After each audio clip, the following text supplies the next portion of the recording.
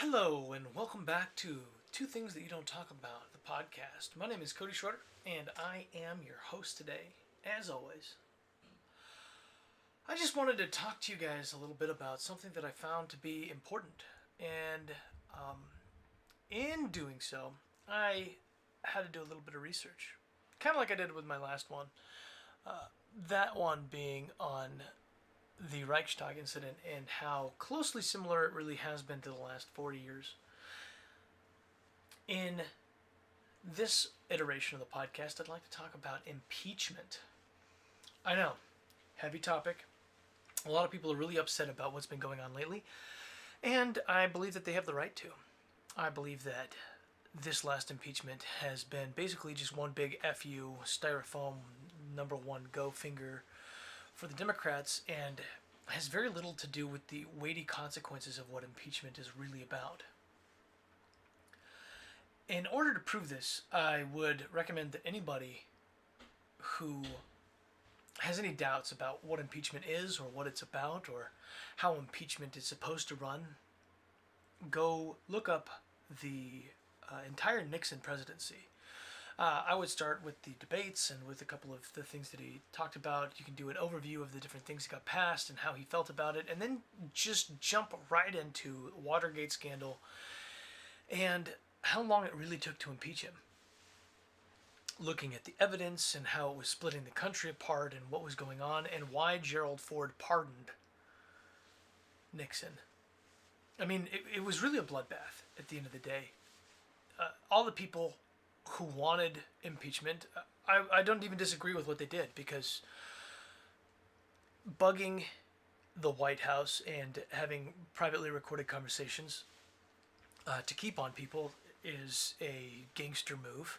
And not in like the whoa, what's up gangsta, that's so cool kind of way, but like, you know, like an actual gangster where they sit around and they have blackmail on people and they do extortion and things like that. So it's not a good thing. And they didn't reach their conclusions lightly.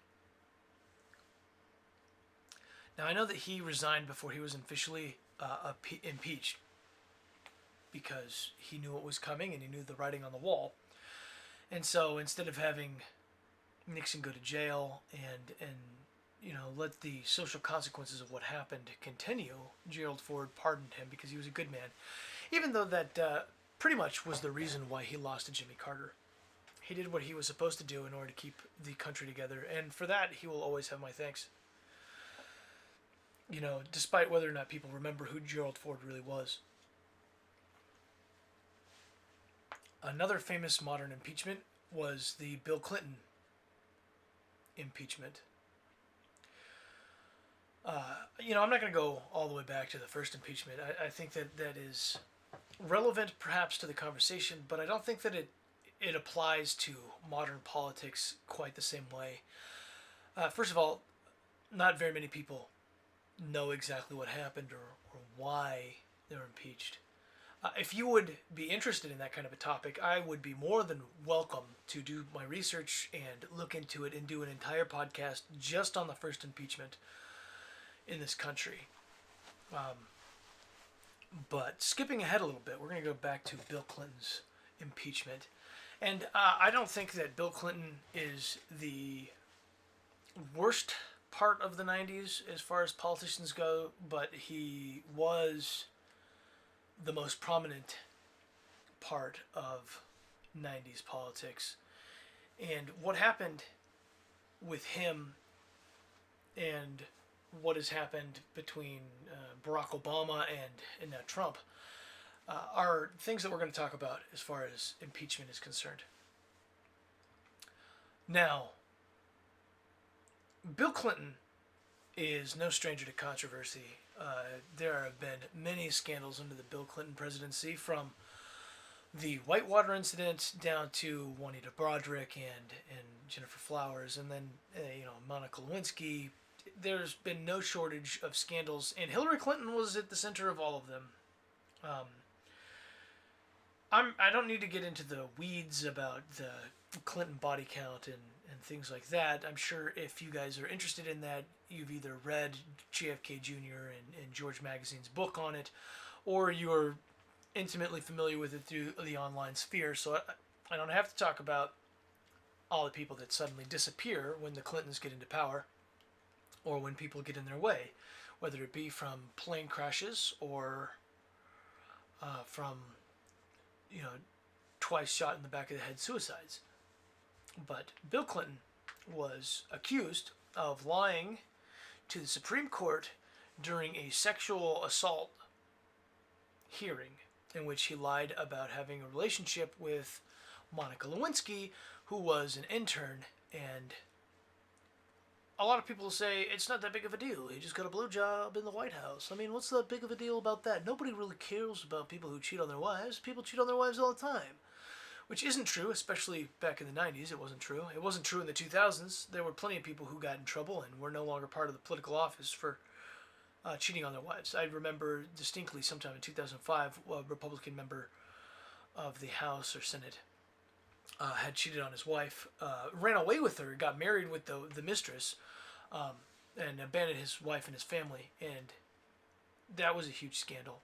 And so I don't, first of all, agree that cheating on your wife is no big deal, nor that using the auspices of the Oval Office to facilitate your scandals and your misdeeds are the best way to go about these things.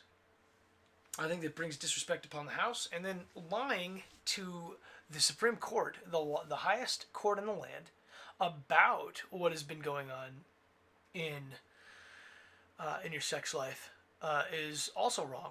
My father is an honorable man, and he always told me that if you are not willing to admit that you did something, do not do it, because that's what it means to have honor and integrity. And so I cannot say that Bill Clinton was an honorable president or a president with integrity, nor that all of the accomplishments that people give to him are his, such as the surplus in the deficit. He did not have a budget surplus the way that people think he did. There's a difference between private and public debt, first of all, and he borrowed from Social Security and from other public debts in order to make his private debt seem like it was a surplus. So in the totality of everything that happened, he actually spent more money than he collected, despite the fact that people give him credit for having a surplus. Because if you put the two debts together, he actually did have a deficit. It's just one was a public debt and one was private debts. So, and that has to do with the GDP and the particular type of sector. So, whether or not you want to look into that or not, and fact check me is up to you, but these facts are the facts. Another thing is you can't give him all the credit because the Congress that he had, led by Newt Gingrich, was against a lot of the policies that he was trying to enact, and so they helped keep the fiscal line, despite Bill Clinton's best efforts to increase welfare and things like that. He was able to come to terms with the decrease in tax collection, which was then further pronounced by George W. Bush. In fact, my parents never got a income tax return during the 90s underneath Bill Clinton, but they did get one underneath George Bush. I do remember them talking about that specifically when they were telling me about tax policy when I was younger. So I guess they didn't work out for everybody. Another thing, that I did like about the Bill Clinton administration was I didn't like the crime bill, which was written by Joe Biden, who is now the presumptive nominee of the Democratic Party. So the legacies of the Clintons and the Obamas continue into what is possibly going to be the next presidency. We don't know for sure because the 20th hasn't come yet. And once again, I just disagree with the idea that Joe Biden is the president of the United States, because I believe that there was significant enough vote tampering and election fraud to the degree that maybe not voter fraud, but constitutional challenges weren't heard. The American people's voice wasn't heard. The pitch wasn't made to the American people. And for that, I'm going to put an asterisk next to Joe Biden's name.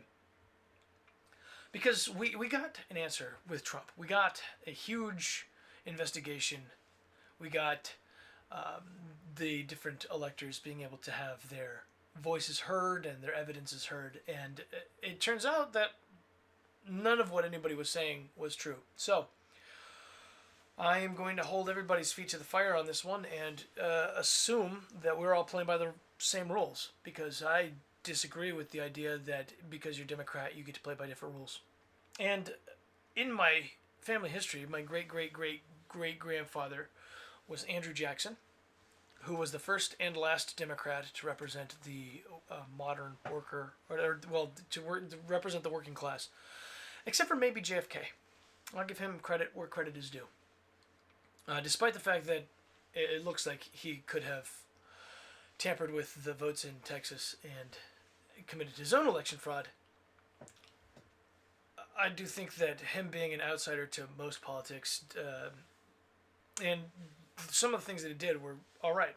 I don't like how he turned his back on some military members and stuff during the Bay of Pigs invasion, but I also don't agree with the CIA, so I'm really hard-pressed to figure out what I want to believe about what went on there. Now, I was born in 1992, during the election of Bill Clinton, so I didn't live through everything. So all I have is retrospective opinions. And I guess I just outed my age as being 28. So there's that. However, I think that it is important to look back on what has happened and what happened in the past and figure out where we should go from the future and be principled about it. So during the impeachment of Bill Clinton, it was months and months of deliberation over the evidence and over what happened in the Supreme Court and whether or not this was the right thing to do. People pushing, saying that we have a moral right and understanding to uphold the ideas of monogamy and integrity and truth, despite, and then also the fact that he lied under oath. So it was a dual-edged sword. It was two fronts that we were fighting for. We were fighting for the normalcy of the American family and the decency of American values, and we were fighting for the idea that in the highest court in the entire land, it is important that people not lie and commit perjury, which is what he got impeached for. Now, he wasn't removed from office, partially because it was so late in his term, and then also because we didn't have the votes in the Senate, and there's a lot of contention about whether or not that was the right thing to do, because we'd already censured him by giving him an impeachment, right? He had the star next to his name. Now, people still look up to Bill Clinton and love the idea of what he was according to what the media would present. I think back then they were more fair. You know, George Stephanopoulos didn't have his own show on CNN yet. He was still in the war room of the Clinton campaign. But I do think that it's important to look at the entirety of Bill Clinton's run and the multiple scandals that he had. And people will say that there was lots of scandals during George Bush's administration, and I fully agree. I am not a Bush acolyte, nor am I a Clinton sycophant. I am here for the truth, the whole truth, and nothing but the truth only. Now, I'm not a conspiracy theorist. There are questions that I have about 9/11, such as how did Tower 9 fall, or whatever it's called, the third one that didn't get hit by a plane. I don't really understand how that one worked. I do know that steel beams lose all structural integrity after about 900 degrees or 600 degrees, whatever it is, and they don't have to reach the full 1800 degrees in order for the building to fall. It does look interesting the way that it falls, but it is technically possible when you lose the foundation support and the steel beams start to lose all their structural integrity. After a certain point, it would start to collapse upon itself. That does make the most amount of sense considering the way the weight is distributed. but it falling straight down like that is interesting to me. I'm not saying it's an inside job. I'm not saying that even if it was an inside job that George Bush knew about it. But I am going to say that it was extremely convenient for those who are trying to grab power, that they were able to unite the entire United States and Congress behind unconstitutional bills such as the Patriot Act. And I think that that alone is worth looking into. So I am not a huge fan of the Bushes.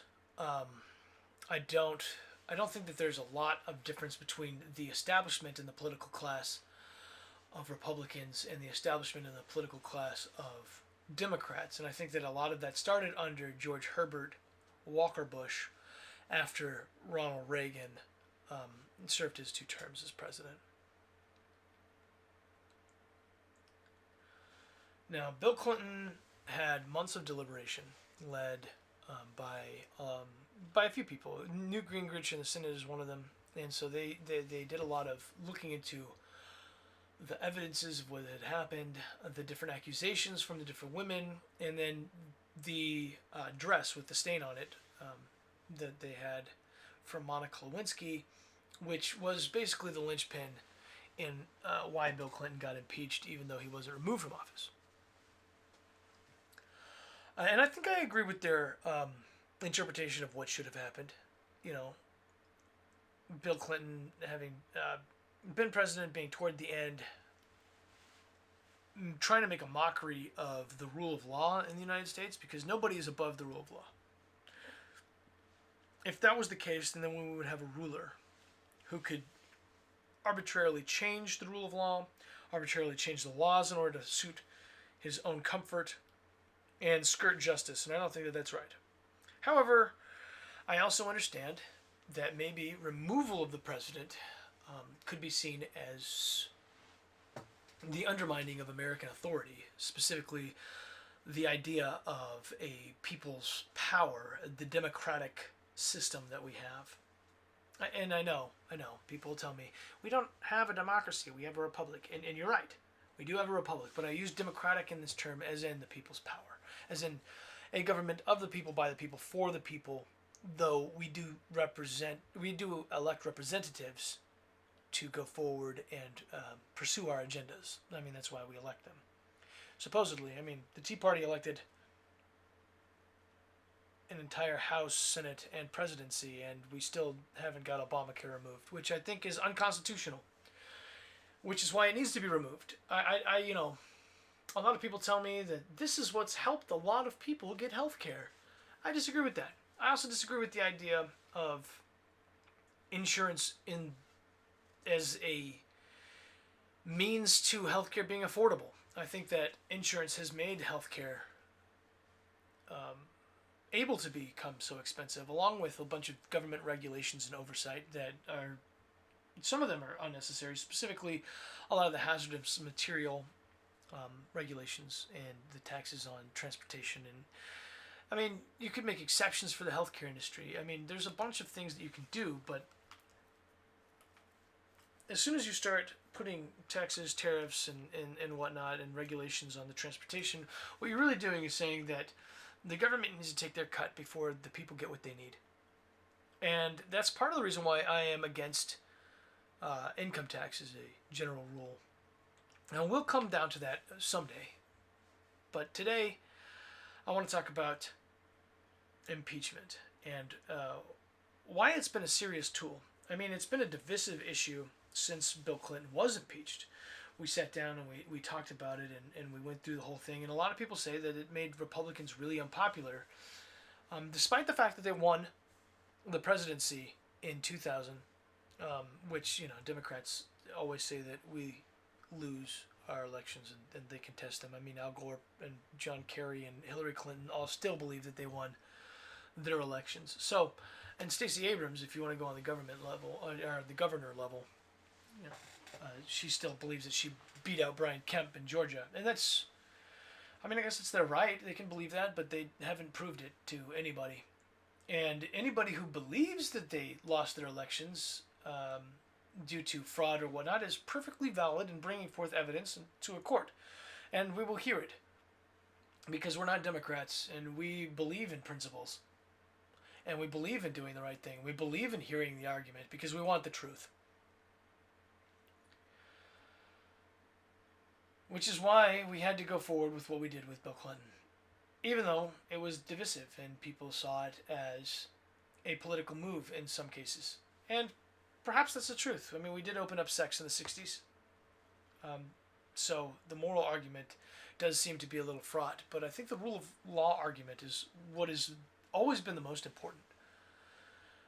As far as a legal case, I think that the most important thing would be to restore the idea of morality and truth in this country, specifically regarding sex, because I think it's hurt children the most. But as far as to why Bill Clinton was impeached, I think that the most important thing would be to understand that the rule of law is supreme in this country, and it has to be. It has to be upheld that way. Otherwise, we don't have a country. We don't have law and order. We don't have the ability to rule ourselves as free people and to govern ourselves as free people. We lose that ability by letting politicians become our rulers and skirt the responsibility of law and their responsibility toward the people in maintaining law and order. And that brings us to Barack Obama, who had a significant amount of scandals. And a lot of people are like, well, what about the tan suit scandal? Is that what you guys are talking about? And to that I say, how petty, how disingenuous, how absolutely obtuse for not only the media, but for some of my friends for having said that to me before in arguments. I don't know if any of them will ever hear this, but it doesn't matter to me because I'm going to dismantle that idea right now because I don't care about some tan suit scandal.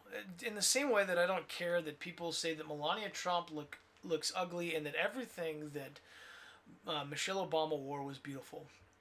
It's stupid, sycophantic, shallow, superficial baloney. You know, Melania Trump is a beautiful woman. She was a supermodel. Michelle Obama was a beautiful woman. Not a supermodel, but you know what? I don't think that really matters in this case. I think she wore a lot of beautiful dresses, and she deserves the accolades that she got. But that doesn't excuse the scandals that happened. Now, for Trump, people would say things like the Russiagate thing, which I think is more of an Obama scandal because he knew about it. His vice president knew about it. His Secretary of State paid for it. And the whole DNC was being bankrolled by his former Secretary of State.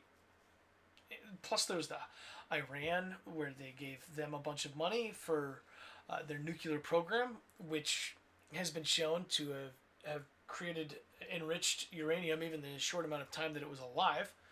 And who sends billions of dollars on pallets in the middle of the night right before somebody else is elected in an agreement that is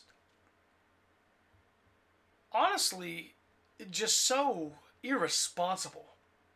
I mean, they're the number one sponsor of terrorism and have been for the better part of 15 years. And I'm not saying that Iran is the biggest threat to America, not even close. I'm not going to say North Korea is. I don't even think Russia is. I don't think Russia has the GDP or the resources to compete with America on that level, militarily or otherwise. I think China right now is probably the biggest threat to America, besides our American politicians and the mainstream media, who are seditious traitors in a lot of ways. And I'm not going to mince words on that. I'm not going to walk that back. I think that if you're going to lie to the American people and mislead them about things, such as the scandals that happened under the Obama administration, because nobody ever mentions Fast and the Furious, which got Arizona citizens, of which I'm a citizen of Arizona, but got Arizona citizens killed due to reckless policies where they allowed criminal organizations to purchase firearms while they were simultaneously trying to take firearms away from American citizens over things like, you know, school shootings, which are awful. Awful things that happen. Evil people committing evil acts are evil. You know, whether it be in Connecticut or in Colorado or anywhere else. You know, and I don't think that it's fair, though, to target legal gun owners and people who are statistically some of the lowest crime people, like concealed carry holders and NRA members, for crimes that they didn't commit. I mean, basically, you're the minority report at that case. In that point, you're like, anybody who has a gun could potentially commit a crime, so we should take away all the guns and punish, you know, the people's right to defend themselves based on an awkward assumption of a crime that hasn't been committed, which is against the rule of law and against one of the amendments to the Constitution, being that you are innocent until proven guilty, and you have to be proven guilty in a court of law, you know, with a jury of your peers. I don't know if that's the Sixth Amendment or the Fifth Amendment, part of that. It might even be some other amendment. I haven't looked at the amendments in a long time. I know the first, I know the second, I know the third, I know the 10th. And then somewhere in there, you know, are other ones. I know part of the fifth, at the very least, you know, with the right against self-incrimination and double jeopardy. So, looking at all those scandals, during the time, Mitch McConnell said that Barack Obama would not be impeached. Impeachment was off the table, and part of that was because he was the first African American president. And that's not to say that I believe that he is African American, as in he's had the Black American experience, even though that's what people want you to believe. Whoa, that's a controversial opinion there, Cody. What do you mean by that? What do you mean that you don't actually believe that Barack Obama was the first African American president? Well, I don't believe that he was the first African American president because despite being born in America and being of African descent, he grew up in Africa and Indonesia before spending his young adulthood in America. And a lot of his stories about discrimination, including one where he was talking about a Times Magazine article or something along that line, or maybe it was Cosmo, I don't know. He said after he was called out on it that it might have been Ebony or something.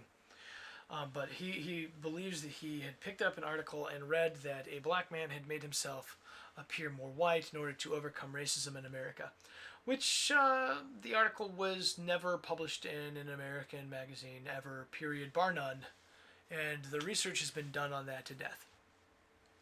However, if you look at it from a Kenyan and Indonesian standpoint, where he grew up a lot of his time, you know, I know that he grew up in Hawaii a bit, but he also grew up in Indonesia and Kenya before coming back to America. He would have had a completely different experience, and there was philosophers in French history that had written a lot of things, and there were French rulers of parts of Africa for a long time. And in Kenya, there was, during Barack Obama's lifetime, I believe he was born in 1961, but during his lifetime, there was a man who had whitened his skin in order to fit in with the French aristocracy. And I believe that's where he got his story. Dinesh D'Souza did a lot of research into this and is instrumental in the groundwork for that opinion. So I'm not going to take credit for it as it being my original opinion, but I do understand and agree with a lot of the evidence that Dinesh D'Souza puts forth. So I don't think that he's had the traditional black American experience, and I think that's probably why in his administration that wasn't such a big imposition. It wasn't such a huge priority for him.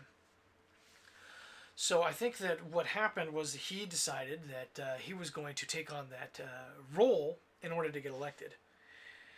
And then he decided to work as a Marxist and as a continental African kind of perspective. He acted more along the lines of a foreigner who didn't quite understand the American experience and experiment, but had read enough American documentation to talk about the ideas. While his influences were more along the lines of Marxist theory and the understanding of the left-right dynamic of every other country besides America. And unfortunately, that poisoned the Republican Party because A, we didn't know how to handle it. B, we've been infiltrated by, lifelong politicians, which I am completely against. And C, he was able to paint us as right-wing fascists akin to Hitler, something that we'd never really had to deal with because we'd always understood ourselves as a completely different political party. Now, despite all the various crimes and things that were committed from Benghazi and where we were running guns to people in the Middle East, by the way, to the Yemen wars, to the introduction of wars in Syria, and the inability to enforce our red line, which I think made us look weak, to the destabilization of places like Libya, where I don't think we had any right, and I think it was almost a criminal invasion of Libya where we killed Gaddafi. Despite the fact that Hillary Clinton, that evil broad, decided that she was going to laugh about it, to the quid pro quo that happened with Joe Biden, the vice president in the Ukraine, to the Fast and the Furious, Solyndra, the scandal with the oil spill that happened, where he took over 45 days trying to close it up, and then they gave it back to BP, and in 10 days it was closed up and sealed. And if they just had control over it in the beginning, I think we probably wouldn't have been in such a catastrophe for as long as it was. And I think that makes sense because they employ engineers and we employ government officials. And if you know anything about bureaucracy or unions, they just drag their feet forever. And then there was the fact that a lot of these green companies, which I fully believe that Barack Obama supported, but a lot of these green companies were friends of his or had donated money and then went bankrupt immediately after receiving government money. The stimulus was a complete ruin. There's a lot of things that I don't think were right and a couple of things that I think were criminal, but Mitch McConnell said that we're not going to have it on the table because he's the first black president. And I think that cheapened the idea of impeachment because now he's beyond reproach. He's above the law. And if you're above the law, then you can get away with whatever. And then we're run by a king, and I don't think that's right. I think the Supreme Court made the wrong decision when it came to saying that Obamacare was legal as long as it was a tax, because I don't think that's how taxes work, and I don't think that you have the right to compel the American people to do anything. Just like I will be against mandatory vaccinations should anybody say anything, because you don't have the right to compel the American people to do anything. You can say that this is not something that you're allowed to do because it hurts the rights and understandings of other Americans, but you are not allowed to say that you have to do something if you are a member of this country. And that's another reason why I don't think that the income tax is correct, because now you are compulsively saying that people have to commit their financial money to a proportion of the time that they spent gathering these resources toward the state. And I don't think that that's correct. I don't think that you can compel charity, and I don't think you can compel taxes. And I will 100% always fight for the right of the American people to stand by the Constitution as it was originally written, which means that income tax was illegal.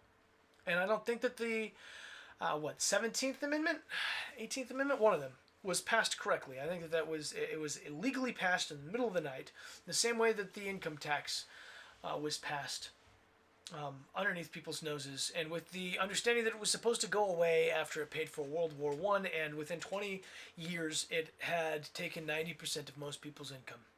Or at least, they'll say, it took 90% of the 1%'s income. Okay, fine. Whatever. It took 90% of the 1%'s income, and then nobody else could work. Fantastic. Well, we had a great economy. I'm sure we did. We had a wartime economy, so we'd already conscripted most of the economy to work for the government anyways, which I also think is probably illegal unless they voluntarily did it, like they did with President Trump was able to voluntarily get businesses to produce ventilators and face masks when they were producing other things, such as the My Pillow guy. They had gotten a contract from the government. It was all voluntary. Now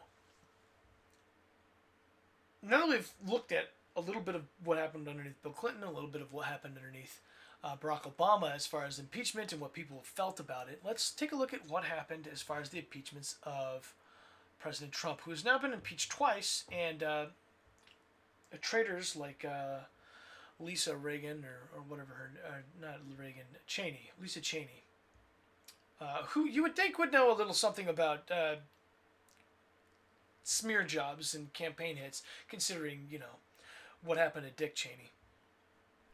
But, the establishment all works together, so who cares, right? They don't really care about us or the rule of law or what's right and wrong or principles. They just want that check. Come on, baby, give me that check. Keep me safe. Keep me comfortable. I don't want to actually have to work and go do things for a living. I just want to sit on my ass and rule you guys. And so I'll take every check that comes to me from Big Pharma and everybody else. That seems to be the way that the establishment rolls, baby.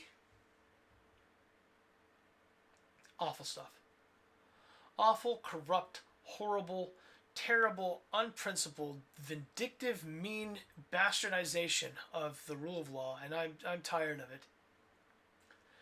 So the first impeachment, with zero evidence, a whole bunch of hearings, a bunch of people who contradicted each other or said that they were never forced and there was never a quid pro quo, all came forward, and they had trials, and it looked like a normal procedure where we sat down and we talked about it, and the whole country was ripping apart, and nobody really knew what was up or down, and the mainstream media was like, we need to impeach this guy. He's the most dangerous thing that's ever happened, and he's got white supremacist friends, despite the fact that Richard Spencer had already come out and said that he was going to support Joe Biden because he was disappointed with Trump because Trump wasn't actually racist.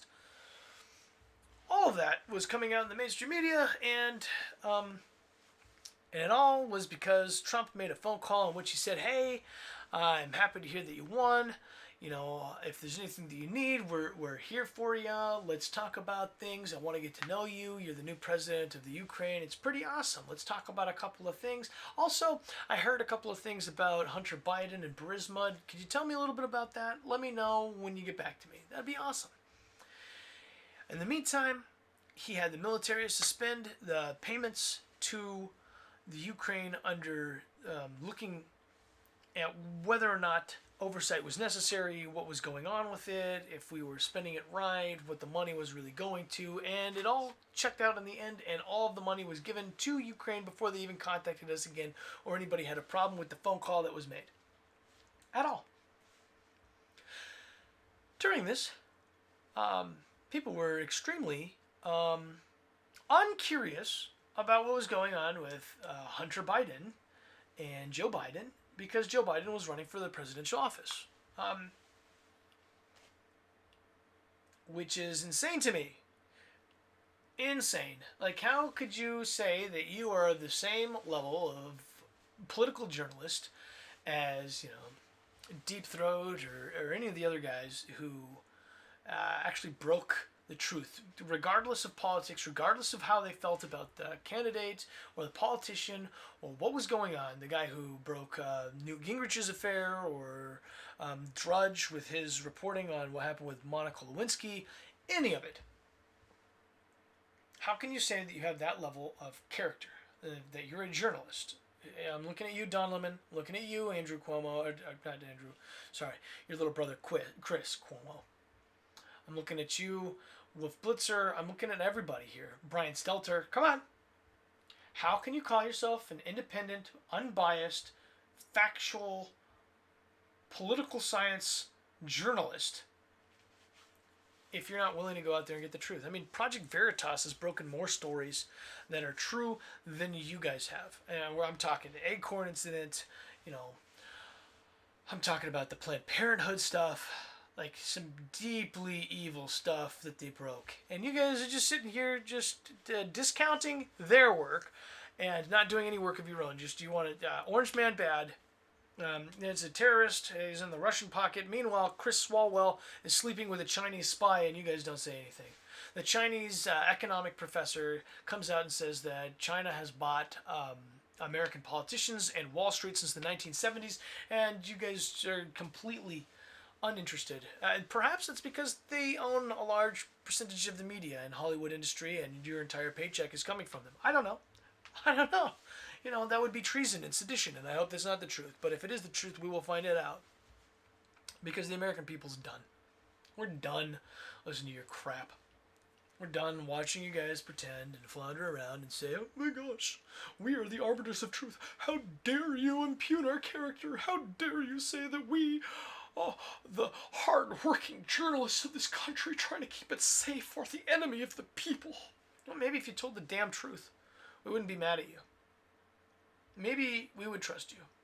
But, I got rid of my entire cable package because I didn't want to pay for CNN's or MSNBC's or even Fox News's giant, salaries built on lies and foreign connections and terrible connections to politicians and biases that they refuse to acknowledge over and over again, which is part of the reason why I'm here. I watched Hillary Clinton get away with everything, from having a private server and subverting the rule of law and basically thinking herself a dictator, and I watched you all cheer her on. And no, I have problems with Trump. I have problems with what happened through this entire COVID thing. I don't think that they should have played your game. I don't think that he should have pushed the vaccine forward. I'm not going to take the vaccine. I think that it's incredible that he was telling the truth and that he would get the vaccine out by December, and I think that's great. However, I don't think it's safe. I don't like the mRNA vaccine, and I don't trust the FDA. I don't trust the CIA. I don't trust the FBI, and I don't think that we needed a vaccine to go back to normal because we never should have been shut down to start with. And I'm not saying COVID isn't real. Oh, it absolutely is. But just between me and you, Brian Stelzer, we both know Chris Cuomo, who didn't wear his mask in the studio. We've all heard that one. We all know that me and you were not really at risk for what happens under COVID. And Chris, tell your brother Andrew to stop killing old people for political reasons. Thanks. That would really help us.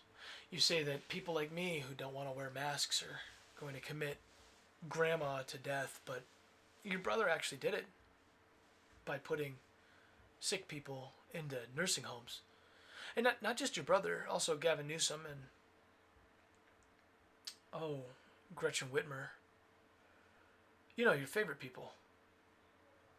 But, now that we have the highest spike and the highest deaths ever during the COVID pandemic, I feel like it's even higher than it was during the peak in spring, where we said it was going to go down over the summer and come back during the fall, like the flu season.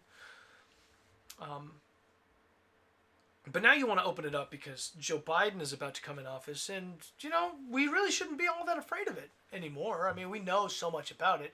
It's not like we've been telling you these things about the studies since forever. I mean, 6 months ago, a study came out saying that lockdowns were not only ineffective, but they might be counterproductive. And, here you are finally reporting on that. Same way with the Hunter Biden laptop, which, we could get to at any time. Especially, with your guys' support of the suppression of the oldest newspaper in America over it. But, whatever. So, the pandemic happened. I'm not happy that Trump played your game and said that we needed a vaccine in order to come out of lockdowns and crap. The 2 weeks thing, I guess most people were behind. I was even against that, but I could understand it if it only lasted 2 weeks. But the reason why I was against it in the first place, besides the fact that I thought that they were overreacting a little bit, I mean, once it was here, what were we really going to do to stop it, especially if it was airborne? I mean, really. You ever tried to breathe through those masks? You get air from the side of the masks. And the other thing that stops is if people are coughing or sneezing, and then you don't get the particles on you. You still have to change the mask every 4 hours and not touch your face in order for it to be even remotely effective, which I think that the best effectiveness that they said from the population under all of those conditions was, 22% from the general population? And most people touch their face, which automatically negates most of the effect of it anyways. So we're talking about people who aren't in a clean room don't wear gloves, touch their face while they're going about, wear their masks constantly, don't wash them or replace them every couple of hours.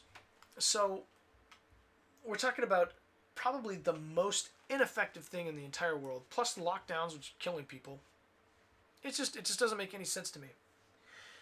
And then people yelling at you with their two-face masks on and the face shield, saying that you need to have it on. Well, if they work, then I really don't. And if I don't have a cough or a sneeze, it's really unlikely that I'm spreading it to you anyways. They said that you could get it from people who didn't have symptoms, which actually isn't really true. I think only like you have a 1.24 or 2% chance really of spreading it, and which is slightly higher than in children who like don't spread it at all. I think only 20 people or so have died who are under the age of 18. So shutting down the schools isn't even really that important, and they don't transmit it, so it's not like the teachers have to worry about the other students. It's really just about each other. By the way, I'm going to school to be a teacher, and I would have worked through this entire pandemic with zero problems whatsoever. I would have been like, hey, I don't care. The teachers union would have been like, well, if you don't, say that you have a problem with it, then I guess we're going to fire you. And I'd be like, well, you have 3,000 people in the Los Angeles school district who show up to work every day but don't actually work because you can't fire them because of you guys, which is the reason why teachers don't get paid enough, because those people leech off of your paycheck. So, yeah, no, I'm kind of against teachers unions. I did a little bit of research. Also, the number one donators in all of politics, the teachers union, and then also the auto workers union. So those two are the hugest donors in all of politics, and they universally donate to the left. I think it's like 98% of all of their funds go to hardcore leftists, 100% Democrats. Whereas they talk about big business, and it's like a 60-40 split Democrat and Republican. And they say, well, Republicans get so much from big business. Well, not really. They kind of hedge their bets. It's like, they want no matter who's in office to be in their pocket. Besides big tech and big pharma, they do plenty for the left. Especially since you guys took up the mantle of, healthcare and I guess censorship, since we all can't say anything anymore. I mean, I don't know why you killed Parler. All the things that were put up were either on private websites, Facebook or Twitter. But kill Parler because people were leaving Twitter and Twitter lost $5 billion. Well, we didn't come back, so I guess it didn't work. But now we have this latest impeachment, which happened because of incitement of insurrection. Oh, I'm sorry. Excuse me. What were the 200 days of protests that were going on over the summer? That wasn't insurrection? That was the cops just sat there, arrested conservatives and stuff, but let you guys burn down everything. We just loot everything. Plenty of people got great TVs. It's because of injustice or something. I don't know. People are more likely to be killed by wasps than by cops. And not to say that unjustly being killed by cops is a valuable thing or something that we shouldn't combat. Absolutely we should. The whole George Floyd thing got everybody together underneath the banner of saying, yeah, that was kind of a little messed up, guys. We should reform everything. And then riots happened, and we didn't talk about how we should reform social justice anymore. We should reform the justice system and the police departments, or what we should do about what happened to George Floyd. No, instead it was about the fact that we lit Portland on fire. We lit Wisconsin on fire. We lit Minnesota on fire. What are you guys doing? You just tried to light parts of Arizona on fire. The only reason that didn't happen is because Arizonans are like, man, we all own guns. What are you going to do? we're like the last bastion of the Wild West besides Idaho and Wyoming. And we went blue this year. Ugh. Can't even believe that. It's part of the reason why I want to run for office in the state legislature, is to make sure that the election is as secure as it can be and there's zero questions. If we went blue legitimately, that's fine, but no Dominion voting system, so we're going to have paper ballots on the day only, no mail-in, nothing. The only thing is if you want to have a blockchain encoded ballot sent to your house, you have to request it because you're going to be absent, and that's fine. We can do that. At least there's a trace, there's a chain of custody, and when it comes back to us, we can confirm whether or not it's a real ballot. Other than that, show up in person on the day, paper ballot, counted by the people in the precinct, one Republican and one Democrat being able to watch it at the very least. That's how it should be. And if any of that is violated, we throw out all the votes. That whole precinct doesn't get counted. If that whole precinct doesn't get counted, that means that their vote doesn't count. If their vote doesn't count, then guess we're going to have to redo the election. That's what I'm out for. I'm out for making sure this never happens again. So, Trump goes and he does a speech in which he says, we're going to fight the establishment, we're going to go out there, we're going to kick ass, take names, we're going to go stand for our rights. But the most important thing of all that is we're going to march peacefully and protest using our voice on the Capitol. Go ahead and look up the transcript. Don't take my word for it. Never, ever take my word for it. I am human. I am fallible. Make sure that you correct me in the comments. I'm okay with that. But go get the transcript. Read it yourself. If you're not convinced there, watch the thing. If you're convinced that that is incitement of insurrection, then I guess Nancy Pelosi has to go too, because she said that she is surprised that there's not more riots, and there probably will be. And if Trump's saying that we need to go peacefully march on the Capitol and that we're going to take it over and fight for our rights and we have to stand up and fight in order to save our country, then I guess Nancy Pelosi's guilty of insurrection too. Well, nothing happened from Nancy Pelosi's. Okay, well, how about Maxine Waters out there talking about getting into people's faces and throwing people out of gas stations and restaurants and saying that conservatives and Republicans and anybody who's supported Trump basically has to be ostracized from the public. I'm pretty sure that's incitement. You literally told them to get up in their faces and push them around. But no, we said that was inappropriate, but that wasn't impeachable. She didn't even apologize for it. No repercussions whatsoever. And that's not even the worst of it. Look, Kathy Griffin reposted her thing where Trump is beheaded. One of the senators or congressmen said that we need to cleanse Trump's people and his opinions and his ideology from the country. Cleansing has never been used as a bad thing before. So, yeah, all of these things happened. But while he was giving his speech to the majority of the Trump supporters who came, there was the Boogaloo Boys, or a lot of people are saying it's a false flag, came in there and they stormed the Capitol. And what does that mean? That means that besides the one guy who got slammed in the door, which is awful, the Capitol Police basically just let people come in after the senators and House members left. They just let people in, and they walked around and they took pictures. I think one guy stole a laptop, and there was a little bit of vandalism. All in all, shouldn't have been there. No trespassing. Shouldn't put your boots up on Nancy Pelosi's desk. But these people are going to get arrested. The people from the Black Lives Matter protests and Antifa protests aren't going to get arrested. Partially because those people blocked their faces off, where these people didn't. I guess that would, you know, they didn't think anything of it. They're just walking through, taking pictures. But that's an insurrection, I guess. I think what they really wanted was for people to show up armed and shoot people and burn down the Capitol. And you see a bunch of left-wing people saying that they helped incite it. That's just on YouTube. You can find it. It's a highly documented event. I'm not saying every single person there is Antifa. And like I said, it could have been. Like, they have the ability to bust thousands of people in. No doubt. The New Society or Open Society Foundation by George Soros has the money to create these weird grassroots things. They did it in the Ukraine, they did it in Egypt, they've done it in a bunch of places. So it's possible. But I also think it's possible that a lot of these people were Trump supporters who just got caught up in the moment. I don't know if Antifa started it and whatnot, or if it was organic. I don't know. I will say that it's weird that there wasn't a counter-protest. I definitely thought that was going to happen, considering it's happened every time that the right has come to protest the last 4 years.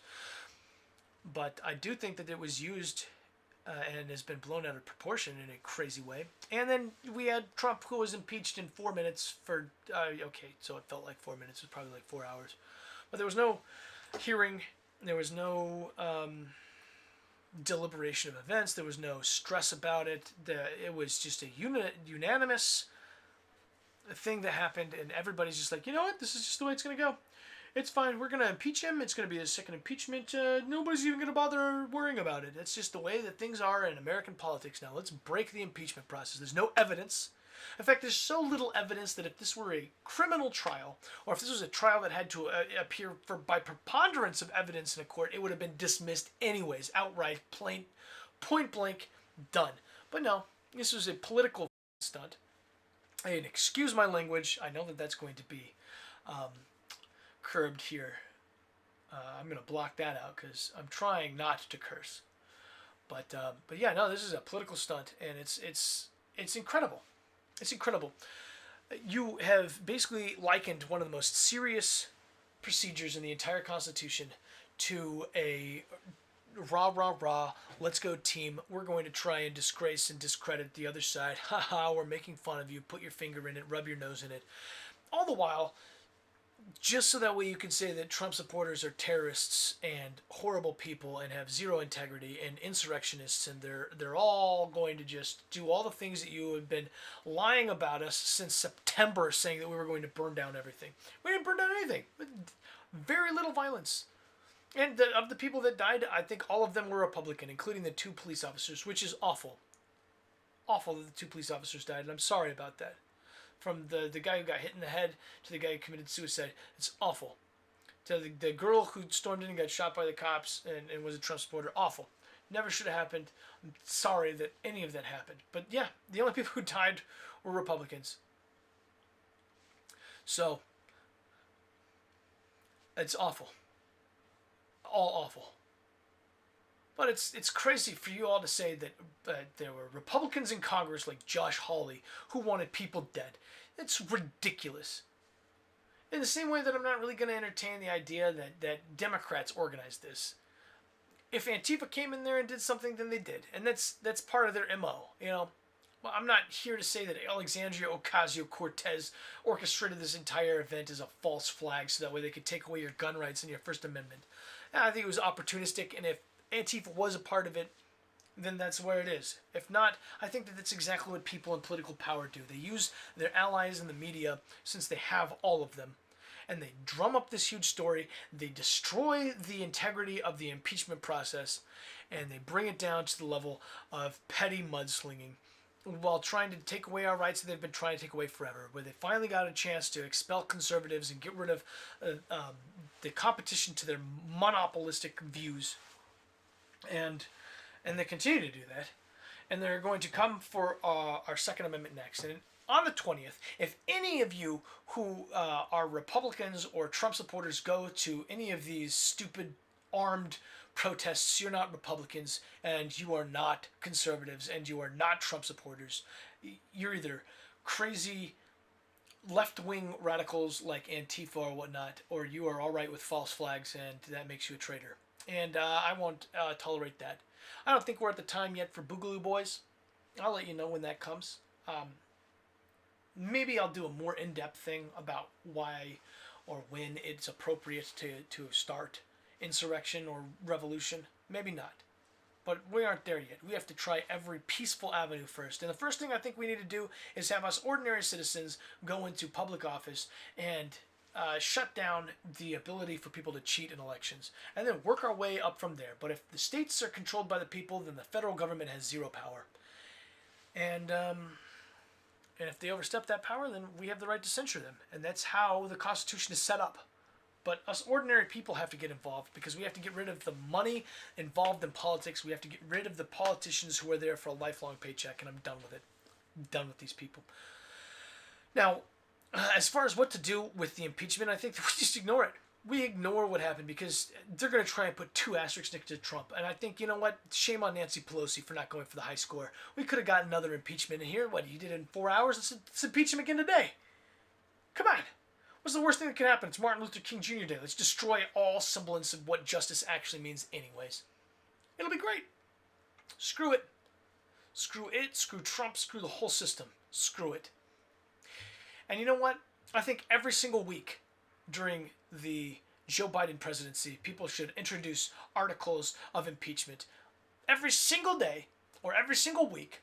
And we should go for the high score. I think we can get 26 in. If he gets it at one term, you know, that's 4 years. We can get at least 26 in. It was 52 weeks in a year. Let's do it. Right? I mean, that's 200 chances. Let's get 26 in. Let's go for the record. Let's absolutely break and destroy the system so that we can show them how A, angry we are, B, how unimportant their actions have been over the last couple of years, and see, so that we can show them how ridiculous, petty, narcissistic, and childish they were being. And after we're done breaking it, perhaps it'll come back stronger like a broken bone. Other than that, I just want you guys to go out there and support people like Bill Whittle, John Doyle, Mr. Reagan, people like Ben Shapiro. Go out there, the Blaze TV. Show your support to people who are out there trying to get the truth out there. Tucker, he's on Fox News, but watch his show. And I always will support you guys. Listen to The Other Opinion. Definitely go check out Slate, Salon, HuffPo, CNN, MSNBC. Look at them all. I want you to be well-rounded. I want you to make up your own mind, your own decision. Look up the facts. Support people like Project Veritas. Help people that you think need it. And then go out there, donate to charity. Go out, work with your church. Work with the people around you. Love your community. Help out your schools. Help out your local charity houses. Help out your local homeless shelters. Give food to the poor. Do whatever it is that God is calling you to do in order to help your community and your people. And we just might get through this without the evil from the fish rotting its head down to its tail. My name is Cody Schroeder. This is the Two Things You Don't Talk About podcast, and it has been my great pleasure to be with you today. Like, share, comment, do whatever you gotta do, but most importantly, tell me how to be better down in the comments. God bless you all. I love America. I love you, and I know you do too. Peace.